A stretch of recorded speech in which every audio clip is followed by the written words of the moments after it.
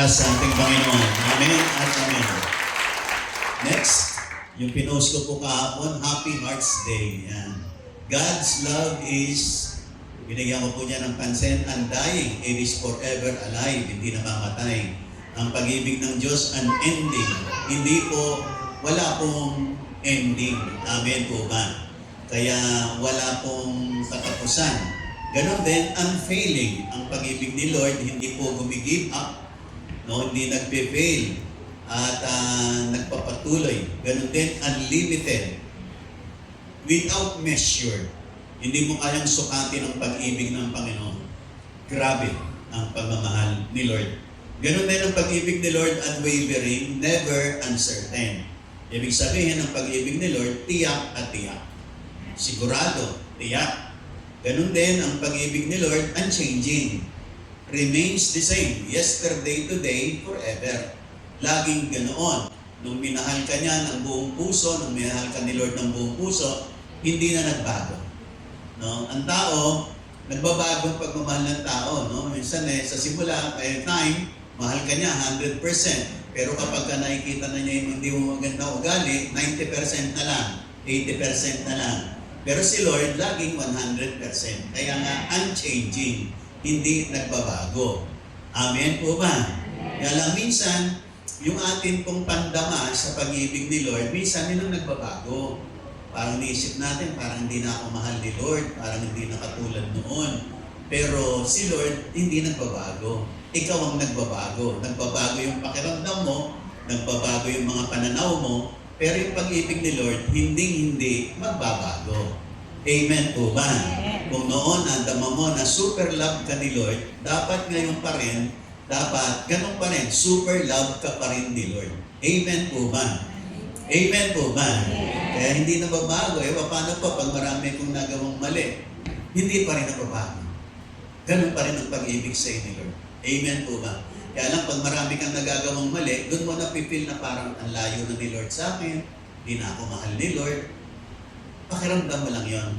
Pero pag tinignan mo si Lord at ang sinasabi ng salita ni Lord, hindi talaga nagbabago si Lord. Amen po ba? Amen. At hindi nagbabago ang kanyang pagmamahal. Kaya nga, unchanging, remains the same. Ang pag-ibig ni Lord, unselfish, seeks the good of others, sapagkat nagmahal siya para sa atin. Amen po ba? Amen. Para sa iyo, para sa bawat isa sa akin. At ang gusto ni Lord, para sa ikabubuti nating lahat. Ganon din ang pag-ibig ni Lord, unmatched. You cannot compare and beyond comparison. Wala kang pwedeng itapat, ikumpara, na mananalo sa kadakilaan ng pag-ibig ng Diyos. Amen po ba? Yan ang sinasabi natin, unmatched, no match yung iba. Amen po ba? Ganon din ang pag-ibig ni Lord, unmerited. Given freely, not earned. Ibig sabihin, binigay niya sa iyo na wala ka namang ginagawa na maganda sa Kanya, pero binigay niya sa iyo. Kaya nga sabi ng Bible, na minahal tayo ng Diyos, namatay siya sa krus, nung tayo mga makasalanan pa. Ibig sabihin, hindi pa tayo karapat dapat mahalin, namatay na siya sa krus para pakita niya, mahal kita, kahit na marami kang mali. Kaya nga, given freely, not earned.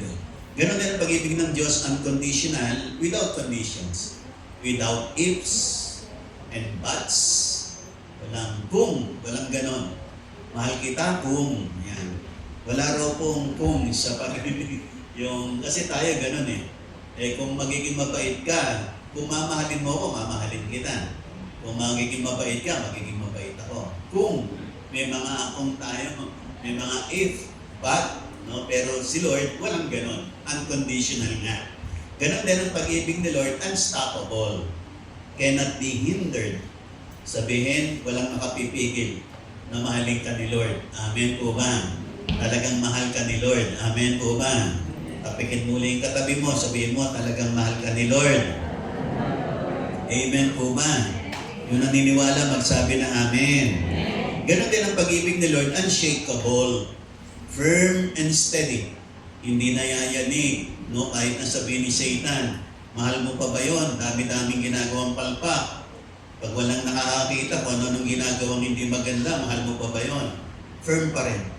steady pa rin. Mahal ka pa rin ni Lord. Lahat na nakikinig magsabi ng amen. Ganon din, ang pagmamahal ni Lord, unbreakable, cannot be destroyed, and unconquerable, never defeated. Amen po ba?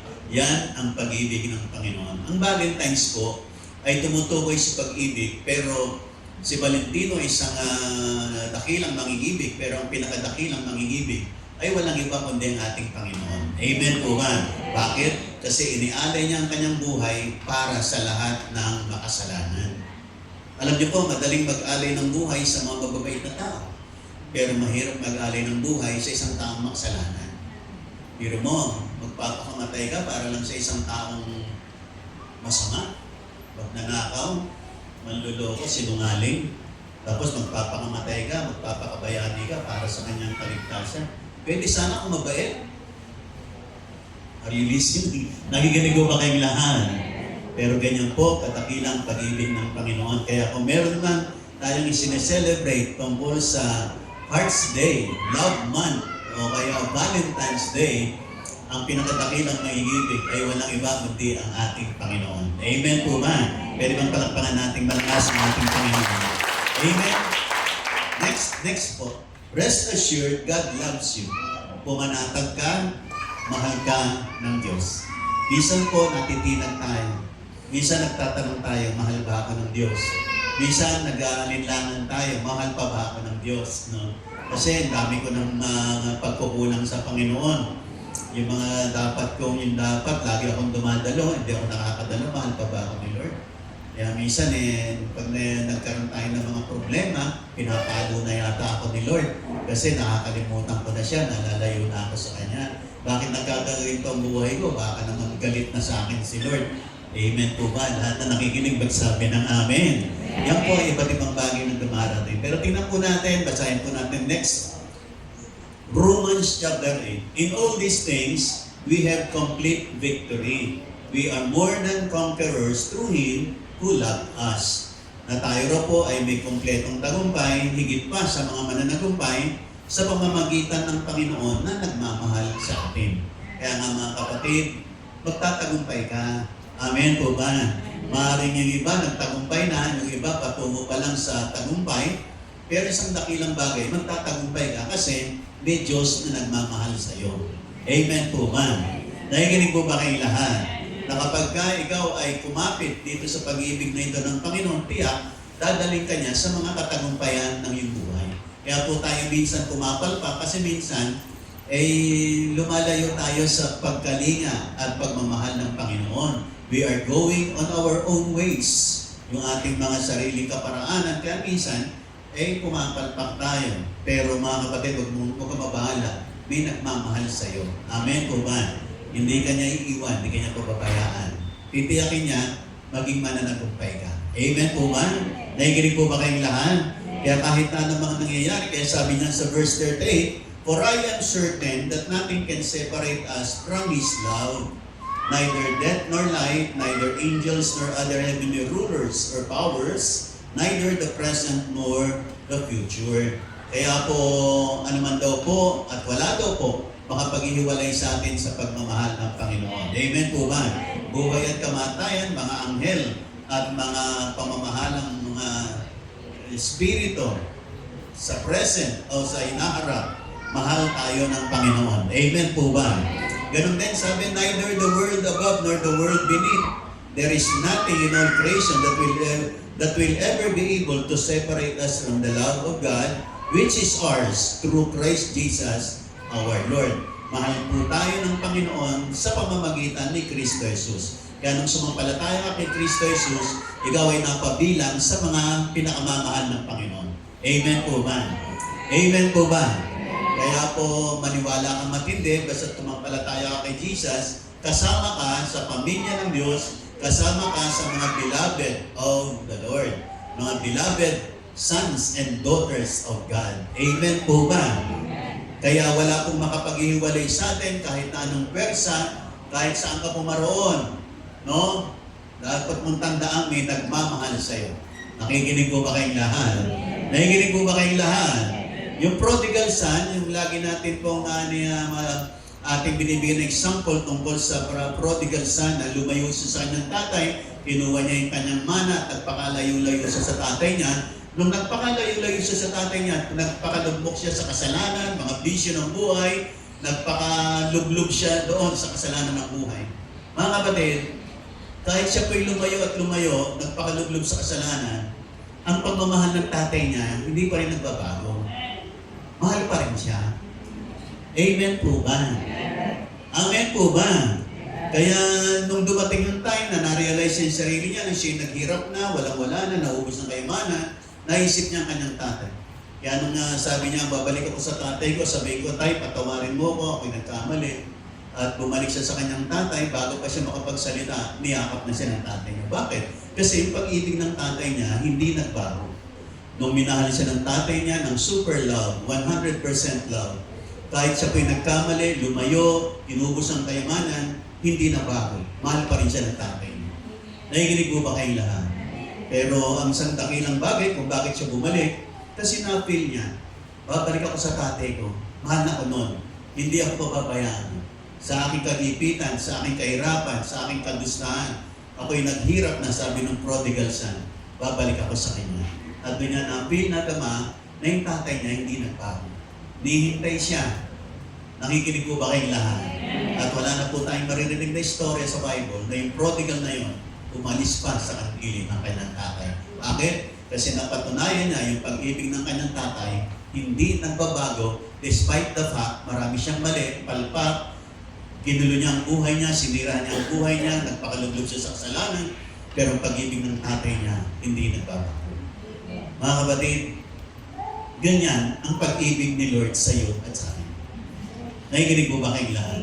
Ang mahirap ng mga kapatid, kapag tayo po ay minamahal ng Diyos, pagkatapos hindi po tayo nagmahal sa Panginoon, nagpakalublog tayo sa mga kasalanan ng buhay, tayo lang pong mahirapan, tayo pong masasaktan, tayo pong magdudusa, tayo pong magsasakit. Ikaw. Kasi mali yung landas na tinahak mo. Dapat tahakin mo yung landas na kung saan nandun yung pagmamahal ng Diyos para sa iyo. Amen po ba? Mapapabuti ka, papayapa ka, uunlad ka, sasagana ka, magtatagumpay ka. Amen po ba? Kalakip yung pag-ibig ng Diyos. Ngayon, pag lumihis ka ng landas, mahal ka pa rin ng Diyos. Kaya lang, mapapahama ka kasi maling landas yung iyong tinahak. Nakikinig pa po ba kayong lahat? Next mga kapatid, sabi niya Jeremiah 31 verse 3, "The Lord appeared to me in a faraway place and said, I love you with an everlasting love. So I will continue to show you my kindness." Dito mong Israel, sila po ay mga tao ng Diyos, kaya lang po, sila ay tumalikod din sa Panginoon, sumamba sila sa ibang mga Diyos-Diyusan, kaya dumating yung time, sila po yung pinasakop ni Lord sa mga Babylonia. At sila po yung nagdusa, inalipin, at pinahirapan ng mga Babylon sa mga Israelita, ng mga tao ng Diyos, ay pinahirapan ng mga Babylonians. At dahil yon sa kanilang mga naging maling desisyon. Pero ang Panginoon ay nangusap kay Jeremiah na mahal ko pa rin kayo. No? Sabi ng Panginoon, "And I will continue to show you my kindness." Ang sabi ng Panginoon, kasi ang pag-ibig ko sa inyo, everlasting. Panghabang panahon at hindi magbabago. Yung nakikinig, magsabi ng amen. Nakikinig pa po ba kayong lahat? Naalala ko yung aking nanay. Kasi noon hindi ko na nakikita ngayon yun. Meron kasi noong bulaklak na ang tawag everlasting. No? Yung bulaklak na yon ay hindi po siya nagbabago. Kahit na isang taon na. Ganun pa rin. Ang tawag din everlasting, ang tawag doon. Nung bata ako, mga ano yun Yung nanay ko kasi bumibili niyan, yung everlasting na bulaklak. Hindi siya nababago. Amin po ba? Nakikinig pa po ba kayong lahat? Ngayon parang hindi ko na nakikita yung everlasting. Pero everlasting pa rin yan. Hindi ko lang nakikita. Nakikinig po ba kayong lahat? Kaya sabi ng Panginoon kay Jeremiah sa verse 4, "Once again, I will build you up, and you will be rebuilt, my dear people. Once again, you will take your tambourines, and you will go dancing with happy people." Amen po ba? Lahat na nakikinig, magsabi ng amen. Sabi ng Panginoon, babalik ako kayo. Sabi niya, tatayo ko kayo uli. At babalik uli ang kagalakan sa inyong mga buhay, mga kapatid. Amen po ba? Mga kapatid, ang pag-ibig ng Diyos nawa ay magdala po sa atin sa tamang landas ng buhay. Huwag po nating abusuhin, huwag po nating isa sa isang tabi. Bigyan po natin ng pagpapahalaga ang pag-ibig na ginagawad ng Panginoon sa atin. Mapapabuti po tayo, ulad po tayo. Magtatagumpay po tayo, mararanasan po natin yung pangako ng Panginoon that I have come, that you might have life and have it more abundantly. Papatunayan ng Panginoon, totoo yan. Huwag ka lang liligo sa kaliwa o sa kanan. Diretso lang mga kapatid. Nakikinig po ba kayong lahat? Habang pinapahalagahan ka ni Lord, pahalagahan mo rin siya. Habang si Lord nagbibigay ng panahon sa iyo, nagsakripisyo para sa iyo, ikaw din naman dapat konting sacrifice para sa Panginoon. Amen po ba? Nakikinig po ba kayong lahat? Nakikinig po ba kayong lahat? Huwag mong pagkaitan si Lord ng mabuting bagay kasi wala siyang mabuting bagay na ipinagkait sa iyo. Sabi nga ng Romans, kung ipinagkaloob ng Diyos ang kanyang bugtong na anak para sa ating lahat, ano pa ba ang ipagkakait niya sa atin? Wala po mga kapatid. Nakikinig po ba kayong lahat? Yung nakikinig magsabi ng amen. Next mga kapatid, 1 John chapter 4. Verse 9. God has shown us His love by sending His only Son into the world so that we could have life through Him. This is love. Ito raw pong pag-ibig. Not that we have loved God, but that He loved us and sent His Son to be the payment for our sins. Ito raw pong pag-ibig. Hindi dahil minahal natin ng Diyos, kundi Siya ang unang nagmahal sa atin. Siya ang nagmahal sa atin at ipinadala niya ang kanyang anak para bayaran po ang mga kabayaran ng ating mga kasalanan. Amen po ba? Nakikinig po ba kayong lahat? Bakit sinabi niya ito ang pag-ibig? Kasi ito ang pinakadakilang pag-ibig. Yung nagbayad ng mga kasalanan natin, tayong lahat na mga makasalanan, ginayaran po ang ating mga kasalanan. Lahat na nakikinig magsabi ng amen. Tingnan niyo po yung verse 18. Ito po, tingnan niyo po. Sabi rito, lahat na nakikinig magsabi ng amen. No fear exists where His love is. Wala raw pong takot kapag ka nandun ang pag-ibig. Rather, perfect love gets rid of fear. Yung perpektong pag-ibig ng Diyos ay nagpapaalis ng pagkatakot. Because fear involves punishment. The person who lives in fear does not have perfect love. Kapag tayo raw po'y natatakot tayo, baka isang araw hindi tayo pumunta sa langit, hindi pa raw po tumatahan sa iyong pag-ibig ni Lord. Pagka meron kang mga ganung takot. Natatakot ka na baka paluin ka ni Lord. Natatakot ka baka ganito ang mangyari sa iyo, hindi maganda. Yan daw po ay pagpapakita na hindi pa po perfect yung pagkaunawa mo at pagtanggap mo sa love ni Lord. Kapag ka-perfect ang pagkatanggap mo sa love ni Lord, wala na raw po yung takot. Nakikinig po ba kayong lahat? Pero of course, tayo naman, nag-mature tayo with regards to the revelation of the love of God for each one of us. Kaya po, tuloy lang, pakinig lang, paniwala, pagtanggap sa dakilang pag-ibig ng Panginoon. Tulad ng binabanggit ko, mga kapatid, ano man ang mangyari, mahal na mahal ka talaga ni Lord. Amen po ba? At kapag sumasa atin daw po ang pag-ibig ni Lord, hindi tayo natatakot, hindi tayo nag-aalala, hindi tayo nagugulubihan, hindi tayo nangangamba. Kasi alam natin, mahal na mahal niya tayo. Amen po ba? Amen po ba? Kaya bawat isa po rito, mahal ka ni Lord. Amen po ba? Huwag kang matakot. Hindi kayo lalaglag ni Lord. Hindi kayo papahambat ni Lord. Hindi niya papahintulutang, bisa isang araw pumunta ka sa impyerno. Hindi ka mapupunta ron. Kasi may Diyos na nagmamahal sa iyo. Amen po ba? Yung naniniwala doon, magsabi ng amen. Kaya nga sabi po sa verse 19, we love because God loved us first. Kaya po nagmamahal tayo. Kaya mahal natin si Lord. Tayo po nang minahal. Kaya tayo nagmamahal sa iba kasi minahal tayo ni Lord. Amen po ba? Hindi ka minahal ni Lord para sa iyong sarili lang. Minahal ka ni Lord para i-share din yung love ni Lord sa buhay ng ibang tao. Amen po ba? Na huwag mong sarilinin, no? Kasi gusto ni Lord, Kaya niya binigay sa iyo yan para naman ibahagi mo sa buhay ng iba. Lahat nakikinig magsabi ng Amen. Next, sabi po Matthew 11. Matthew 11, "Come to me, all of you who are tired from carrying heavy loads, and I will give you rest. Take my yoke and put it on you, and learn from me, because I am gentle and humble in spirit, and you will find rest. For the yoke I will give you is easy, and the load I will put on you is light." Amen po ba? Mga kapatid, kaya nga si Lord sa kanyang pagmamahal sa atin, ayaw niyang nabibigatan tayo. Lumapit daw tayo sa Kanya, lalo na yung mga nabibigatan, may problema, lumapit ka kay Lord. Mahal ka niya, ayaw ka niyang mabigatan. Amen po ba? Huwag mong sarilinin. Amen po ba? Nakikinig mo ba kayong lahat? Naranasan ko mga kapatid. Ilang taon ako maraming utang, lusog sa utang. Sabi ko nga, ayoko nang darating ang araw ng bukas. No? Sobra. Pagka nag-isip ka sa maraming problemang ganoon. Pero salamat, dumating ako sa time na makakilala ako sa Panginoon. Amen po ba? At hindi ko makakalimutan ng life verse ko, John chapter 15 verse 5, "Apart from Jesus, you can do nothing." Amen po ba? Doon ko na-realize, despite the fact that I was very religious sa aking buhay, kasi mother ko, very religious po yan. At inakay po niya ako sa ganoon. Lumalakad ng paluhod yan sa Quiapo.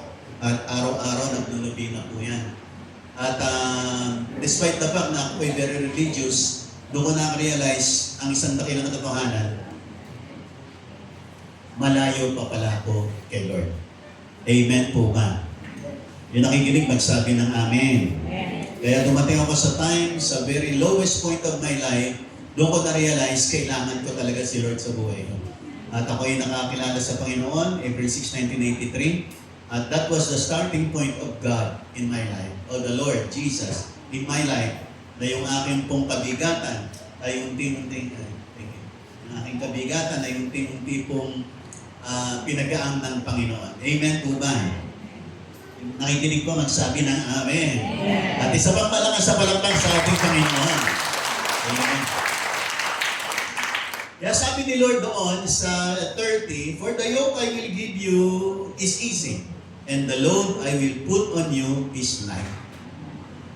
Okay, saka natin pa paano yan. Marami pang paliwanag. Next. Nandito pa lang pala ako sa introduction.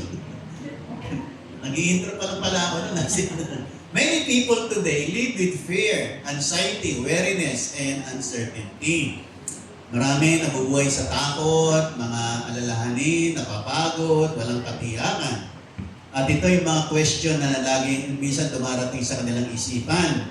Does God still love me even after all my failures? Is there still hope for me? And does God still thinks and cares for my future? Mga kapatid, ang sagot lahat ay yes. Mahal ka ng Diyos, despite na marami kang failures. Meron ka pa bang pag-asa? Yes, meron. Si Lord ba, iniisip ka at ang mamalasakit sa kinabukasan? Yes, mga kapatid. Amen po ba? Kaya nga napakahalaga po natin na lagi po tayong nasa salita ng Diyos, nakakapakinig ng salita ng Diyos, dumadalo, nandito sa loob ng church, kasi naunawaan natin na hindi pa po pala dead end sa buhay natin. Hindi pa pala tapos. Hindi pa wala tayo nasa duluhan na wala ng kapag-apag-asa. Ang Diyos ay narito pa rin, handang umalalay sa buhay ng bawat isa sa atin. Nakikinig po ba kayong lahat? Nung magkasala si Eva at si Adan, nung dumating ang Panginoon, sila'y nagtago, mga kapatid. Pero, sila ay nagtatago kasi sila ay nakagawa ng kasalanan. Pero si Lord ay dumating para tulungan sila. Para iahon sila dun sa kanilang pagkakamali. Hindi naroon si Lord para paluin sila, para parusahan sila. Nandun si Lord para tulungan sila na yung kanilang mali, maiayos po nila at sila'y malinis sa kanilang mga nagawang kamalian. Nakikinig po ba kayong lahat? Nakikinig po ba kayong lahat? Kaya po yung suot-suot po nila, sila po ay nakita nila nung sila nagkasala, doon nila na-realize na kahubad pala sila. Kaya ginawa nila, sila ay gumawa ng damit nila na yari sa mga dahon. Nagtakip sila ng kanilang mga private parts, gumawa silang damit. Pero, Nung dumating si Lord, pinalitan ni Lord yung damit nila. Pinalitan ng animal skin. Kasi yung damit nila nayari sa mga dahon, saglit lang yon. Lulutong na yon, masisira na yon. Pinalitan ni Lord ng animal skin na clothing. Nakikinig po ba kayong lahat? Nung pinalitan ni Lord, kasi yung pong mga damit nila nayari sa mga leaves ng mga halaman, yan po ay tumutukoy sa kaparaanan ng tao para mapagtakpan niya ang kanyang kasalanan. Pero si Lord, ang ibinigay ni Lord is animal skin. Bakit? Kasi with the animal skin, there will always be a shedding of blood. Na merong pagbubuhos ng dugo bago magkaroon ng animal skin, yung pagbubuhos ng dugo ay para sa kapatawaran ng kanilang kasalanan. Amen po ba? Kaya sa atin din po, tayo po ay tinatanggap natin na dahil sa dugo ni Kristo, pinatawad po tayo sa ating mga kasalanan. Nakikinig po ba kayong lahat? Kaya si Lord, nung lumapit po sa kanila, hindi sila para parusahan, para tulungan po sila. Paano nila marirecover yung bagay na yun? Bisa po sa buhay Kristiyano, ang pinakamahirap na larangan, yung paano ang babangon pag ikay nadapa. Marami po ang hindi nakaka-recover dyan, hanggang unti-unti, lumayunan, ang lamig, hanggang bumalik na po sila sa lumang buhay. Mga kapatid, wag po. Kinakailangan mo, nagpasimula ka na kay Lord, dapat tuloy-tuloy ka na. Amen po ba? Amen po ba? Sabi mo sa katabi mo, tuloy-tuloy tayo. Sabi mo sa kanya, kahit anong mangyari. Amen po ba? Dapat tuloy-tuloy. Amen po ba? Yung magpapatuloy kay Lord, pumalakpak ng malakas sa ating Panginoon. Amen! At amen! At amen! Mga kapatid, sa pagpapatuloy natin kay Lord, dyan natin mararanasan yung mga dakilang bagay na nilalaan ng Panginoon. Yung mga pangako ng Diyos ay nagaganap sa mga taong nagpapatuloy at nananatili sa Panginoon. Marami pong mga pangako si Lord, hindi lahat nagaganap kagad. Unti-unti, habang tayo po'y nagpapatuloy, makikita mong kaganapan, pero hindi sa isang iglang. Kaya mahalaga, magpatuloy ka, manatili ka hanggang wakas. Amen po ba? At hindi ka magsisisi, mararanasan mo ang mga nilalaan ni Lord sa iyo. Amen po ba? Next, mga kapatid. Next. The good news is this, rest assured, God loves you. Ang itong mabuting balita, pumanatag ka, mahal ka talaga ni Lord. Amen po ba? You can be confident, you can be at peace, because God's love for you is sure and unchanging. Sigurado, ang pagmamahal ni Lord sa iyo, hindi magbabago. Nung minahal ka ni Lord, hindi na magbabago yun. Mahal ka pa rin ni Lord. Amen po ba? Nakikinig po ba kayong lahat? Next, mga kapatid, the nature of God's love. Tatlo lang po ang bibigyan ko ng pansin tungkol sa nature of God's love. Number one is, it is an everlasting love. Yung binasa po natin sa Jeremiah 31 verse 3, I have loved you with an everlasting love. I have drawn you with unfailing kindness. Mga kapatid, katulad ng aking binanggit kanina at binasa, ang pag-ibig ng Diyos hindi po nagwawakas. Hindi po siya nagsasawa, hindi siya napapagod. At hindi magbabago ang pag-ibig ni Lord. Ang pag-ibig ng Panginoon ay katulad din yesterday, today, forever. Hindi na po magbabago. Amen po ba? Nakikinig po ba kayong lahat? Nung minahal ka ni Lord ng 100%, hindi na nabago yun. That will always be constant. 100% pa rin. From day to day, yesterday, today, forever, 100% pa rin, mahal ka talaga ni Lord. Amen po ba? Nahihinig mo ba kayong lahat? Sabi mo sa katabi mo, mahal ka talaga ni Lord. Amen po ba? Minsan parang feel natin, mahal na mahal tayo ni Lord. Minsan parang hindi, mahal ba ako ni Lord? Kasi kung mahal ako ni Lord, bakit gano'n ang nangyayari? Bakit ganito nangyayari? Bakit yung mga hinili ko hindi pa dumarating? Minsan marami tayong tanong. Pero ang sukatan ng pag-ibig ni Lord, namatay si Jesus para sa iyo, para sa iyong mga kasalanan, yan po ang dahilan na masasabi natin, yan po ang reason bakit po masasabi natin mahal ka ni Lord. Kasi pinakita niya ang kanyang pagmamahal sa atin nung siya'y namatay sa krus sa kabila ng tayo mga makasalanan pa. Amen po ba? Kaya nga yun po ang dakilang katotohanan, mahal ka ng talaga ng Lord, ni Lord. Amen po ba? With regards sa mga tinatanong mo, magpatuloy ka lang. Later on, maintindihan mo, maunawaan mo, at later on, makikita mo yung mga kasagutan ni Lord sa iyong mga kahilingan. Huwag ka magmadali. Nakikinig po ba kayong lahat? Basta ilatag mo kay Lord, sabihin mo kay Lord, at si Lord may perfect time dyan. Sapagkat alam niya ang perfect time para sa iyo sa mga pagpapalat, kasagutan ng mga dalangin that will always be for your good. Para lagi sa ikabubuti mo at para lagi sa benepisyo ng iyong buhay. Lahat na nakikinig magsabi ng Amen. Katulad po ng araw, minsan po, katulad po ngayon, medyo makulimlim. Minsan pagka makulimlim ang panahon, may bagyo, hindi natin nakikita ang araw.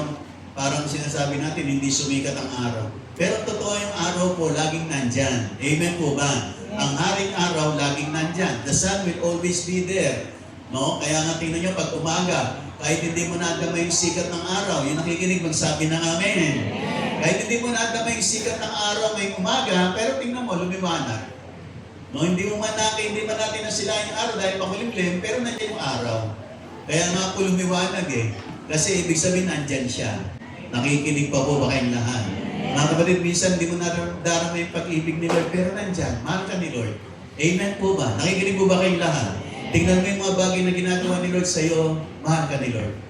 Nakikinig pa po ba kayong lahat? Nakikinig pa po ba kayong lahat? Minsan humingi ako sa Panginoon, pero hindi ako pinagbigyan ni Lord.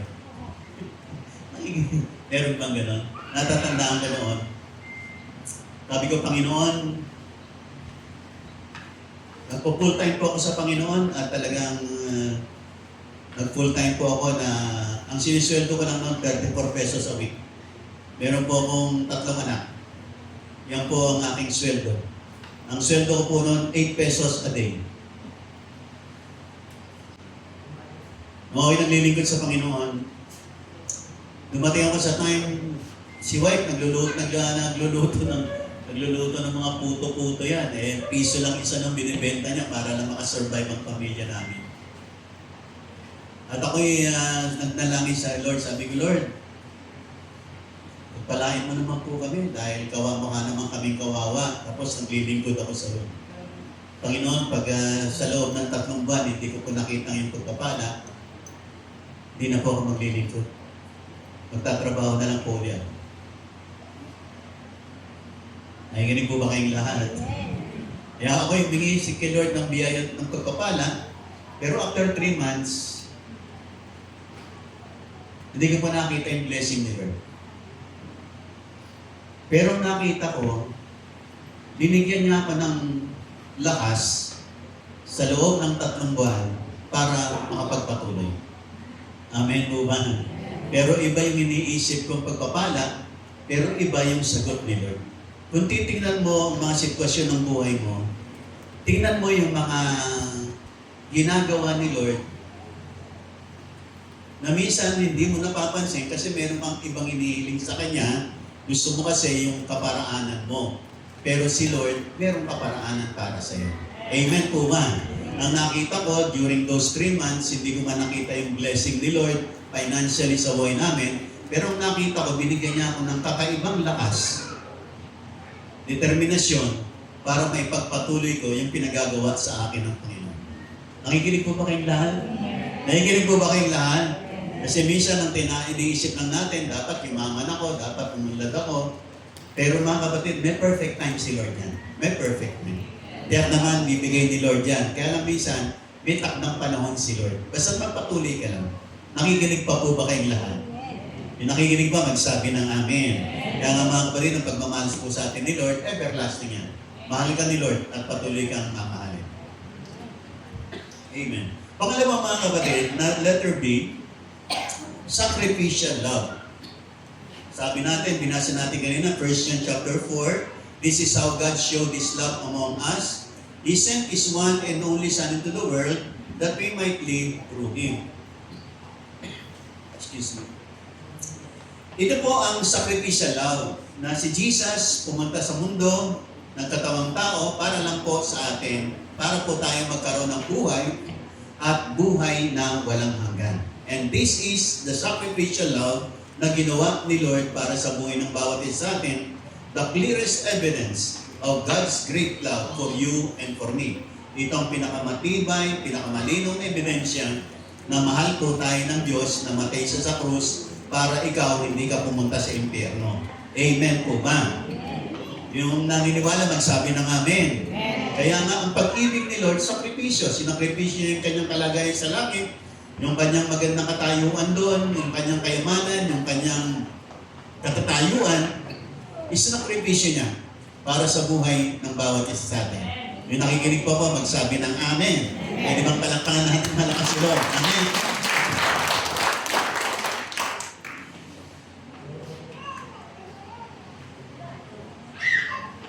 Next, tuloy tayo, letter C. Tingnan po natin. Pangatlo, mga kapatid. Ito. Next, letter C. Ang pangatlo is personal love. God's love is not just in general. It is personal. Kaya nga, si Lord, mahal ka niya. Amen po ba? Kaya sabi ng Isaiah 43, I have called you by name. You are mine. Amen po ba? Alam ni Lord, ang pangalan mo, ang kalalagayan mo, mga kahinaan mo. Alam niya yung mga pains mo, heart hurts, mga failures, yung mga pagluha mo, alam ng Panginoon. Kilala ka ni Lord. Pero, kahit na alam niya ang lahat ng mga kahinaan mo, mahal ka pa rin ni Lord. Amen po ba? Kaya ang pag-ibig ni Lord personal, ikaw, mahal ka ni Lord. Amen po ba? Lahat na nakikinig, magsabi ng Amen. Sabihin mo sa katabi mo, ikaw. Sabihin mo sa kanya, ikaw. Mahal ka ni Lord. Amen po ba? Yung naniniwala doon, pumalakpak ng malakas sa ating Panginoon. Despite the fact, marami tayong mali, palpak, hindi tayo dapat mahalin, pero may nagmahal sa atin. Ang nagmahal sa atin, ang may-ari ng langit at lupa. Ang nagmahal sa atin, ang bugtong na anak ng Diyos na bumaba, nagkatabang tao, nagsakripisyo ng dusa sa krus ng Kalbaryo para sa iyo, para maligtas ka, para magkaroon ka ng buhay na walang hanggan. Nakikinig po ba kayong lahat? Maaaring ngayon mga kapatid, ito po ay mga bagay na napapakinggan natin. Pero may isang araw, papadama sa iyo ni Lord, mahal talaga kita. Amen po ba? Bisa kasi, ang maaaral na ganito, of course naririnig natin, pero mga kapatid, it will come to the point of our lives na hindi lang itong napakinggan natin mananatiling aral lang. Ipapadama sa iyo ni Lord, gaano ka kamahal ng Panginoon. Amen po ba? Tutulungan ka niya, yayakapin ka niya, tatagumpayin ka niya, iaahon ka niya. Nakikinig po ba kayong lahat? At ibibless ka niya mga kapatid. Sa mga pagkakataong minsan parang wala ng pag-asa nung makikita ang kamay ng Panginoon. Bakit siya nandun? Kasi mahal ka niya. Ipapadama niya, mahal na mahal kita. Amen po ba? Kaya nga ikaw kapatid, you are deeply loved by God. Ikaw, mahal na mahal ka ng Diyos. Yun naniniwala doon, magsabi ng Amen. At isa pang malakas na palakpak. Next mga kapatid, the result of God's love, tatlo lang po. Number 1, letter A. Ayan. Pag naramdaman mo yung pag-ibig ng Diyos, magkakaroon ka ng rest from guilt.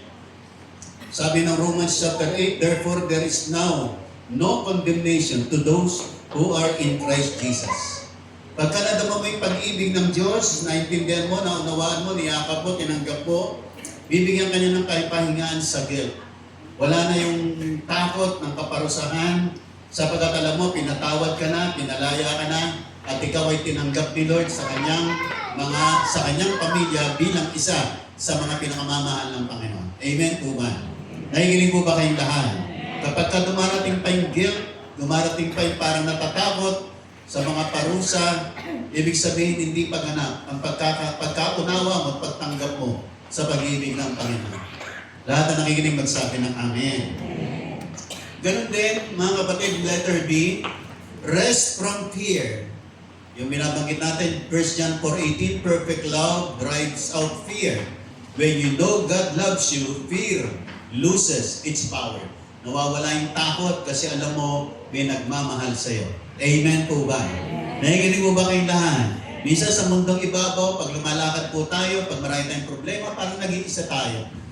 Minsan nakakatakot, malalampasan pa ba ito? Makakarating pa ba ako? Maggagaling pa ba ako? Maabot ko pa ba ang pangarap ko? Marami na akong tinry, palpak, hindi mangyari-yari. Mga kapatid, huwag kang matakot.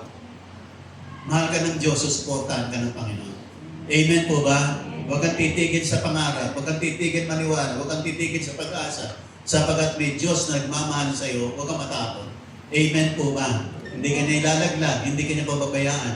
Mamahalin ka niya sa bawat sandali ng buhay mo. Huwag ka lang lalayo kay Lord. Manatili ka sa Kanya, kumapit ka sa Kanya, umasa ka sa Kanya.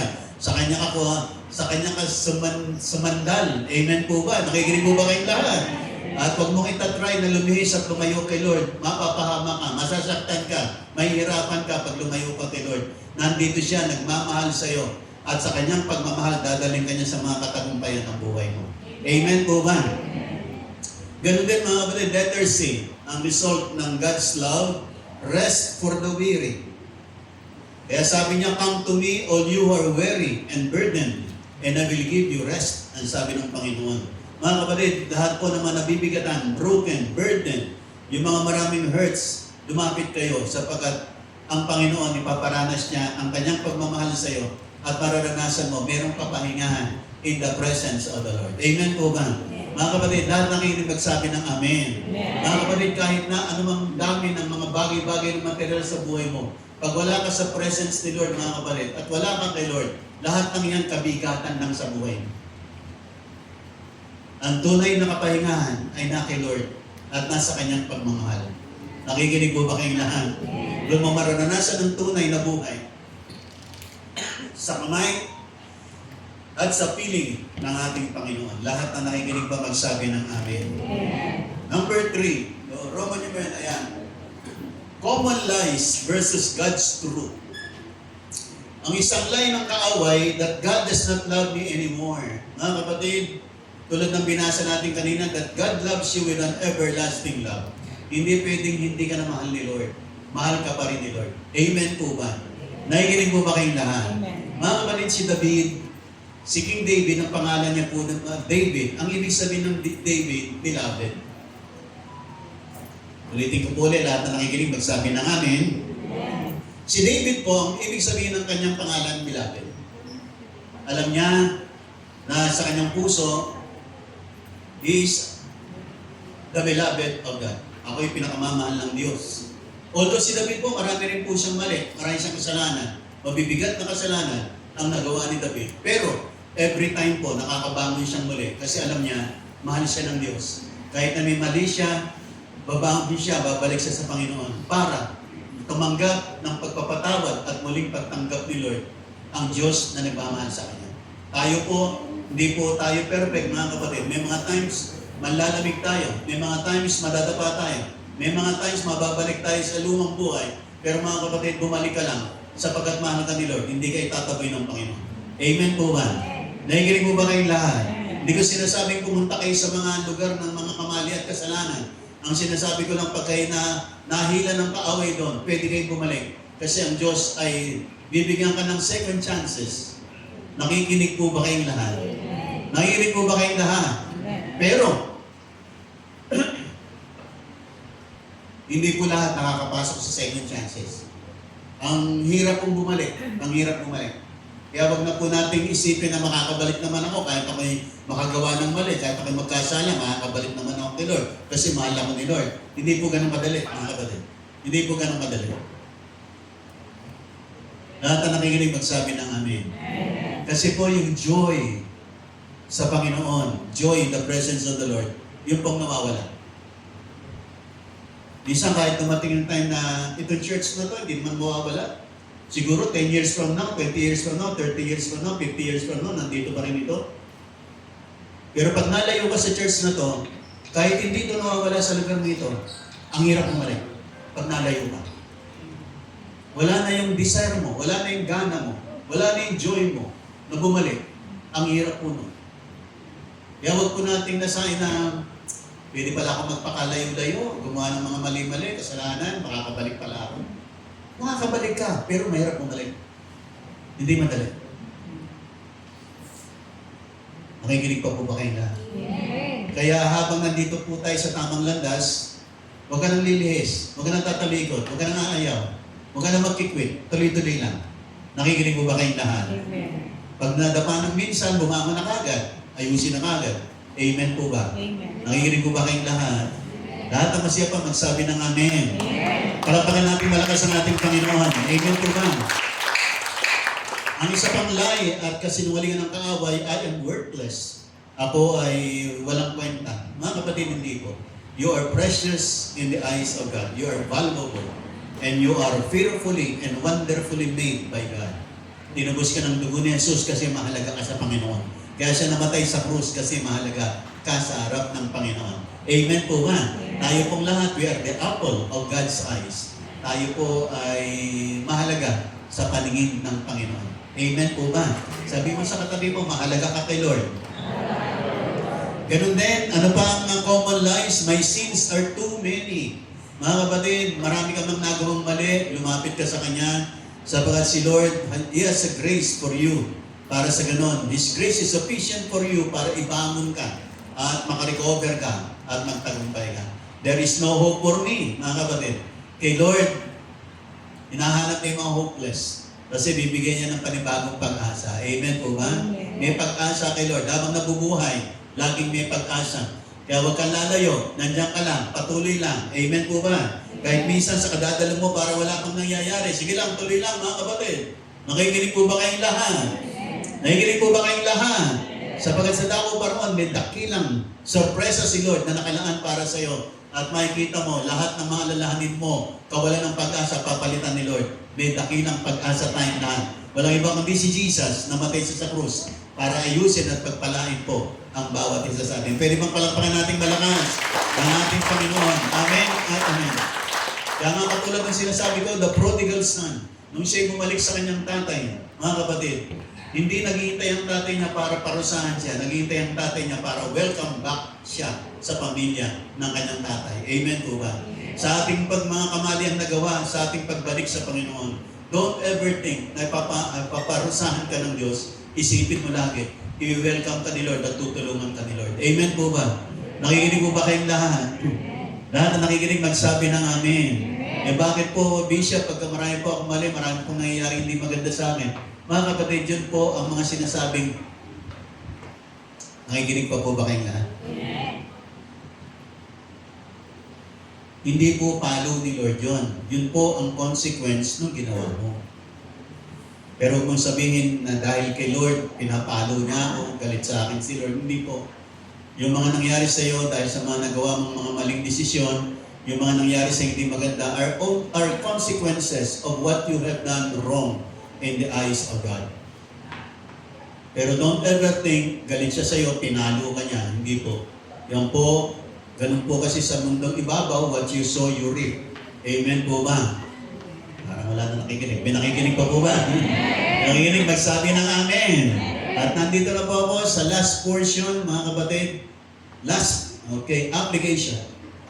Number 1, you need to believe in God's love. Don't just hear it, receive it, and live in it. Huwag mo lang tanggapin, paniwalaan, kundi ipamuhay mo ang pagmamahal ni Lord.